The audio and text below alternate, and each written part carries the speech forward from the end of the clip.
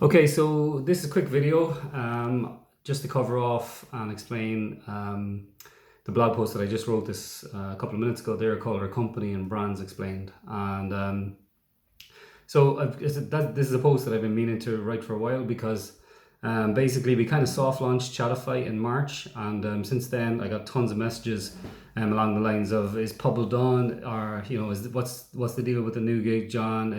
Have you moved on from Pubble? All these kind of questions. So just wanted to tidy up and explain what's going on. So the kind of driver behind this is that we were trying to buy Pubble.com for a while, but basically our attempts there to buy it were unsuccessful. The guy was asking for too much money for it, so we started researching. We started to kind of shift our attention because we knew that Pubble as a brand, if we didn't have the .com, really kind of didn't have a future. So back in 2018, we did a good bit of work on trying to come up with a brand that we felt we could move forward with. And long story short, that brand was Chatify. So we bought that domain back in 2018, and ever since we kind of building out the website, preparing to shift over to use that as the main brand.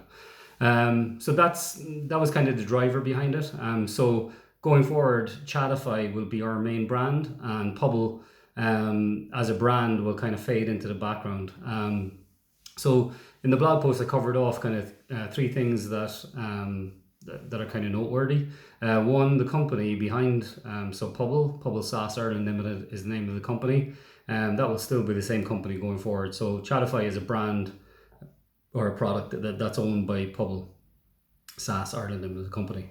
Okay, so Chatify will become our main brand, and Chatify is all about customer support and is built with live chat as the key message. So everything we talk about in Chatify is live chat, live chat, live chat, and we need to be extremely clean and clear on our messaging focus there so that we don't cause confusion.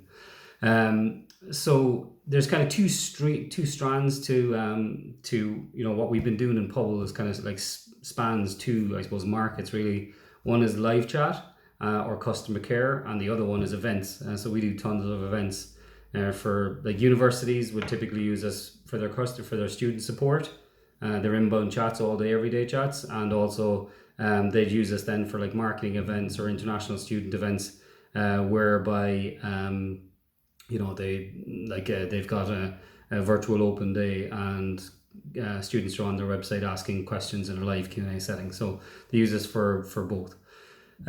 So to separate it, like our objective is to create a brand that focuses on events. So in that brand going forward is going to be elasticchat.com. And they're like, the reason that we're splitting it out is that we don't want to cause any confusion around Chatify. Chatify is all live chat, live chat, live chat, customer support, live chat. That's what we talk about. Elastic Chat, then we can go big and geek out on everything related to events. So the key 3 points there: the company isn't changing, the main brand is Chatify, and we're also launching a new event brand called elasticchat.com. That's okay. We kind of let our customers know there that we'll be shifting over to using Chatify going forward, and a lot of them came back to us, asking obviously how will this affect us. And our reply to them back in March was, it won't really affect you. Everything or the way the product works right now will still stay the same. If they're using the Pubble app, they can continue using Pubble.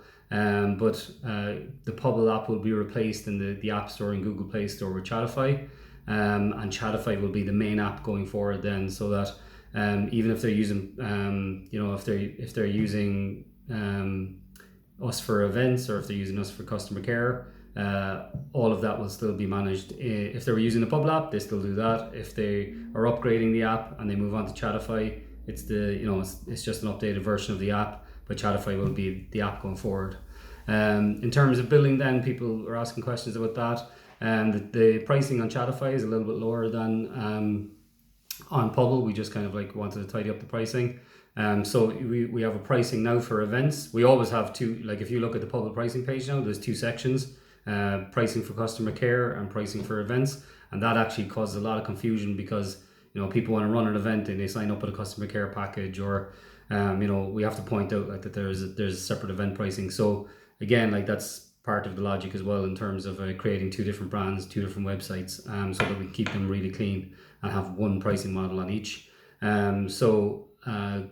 The Elastic Chat, that will have its own pricing model, and Chatify will have its own pricing model. And then for customers, like most of or lots of our customers, and they've got custom pricing agreements that allows them to run events and customer care, so that will continue as normal as well.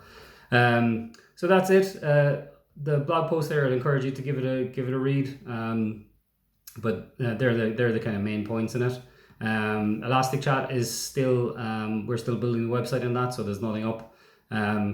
But as I said there, like the purpose of that website is like to highlight case studies for people that are running on events, and talk specifically about the features that we support for live events.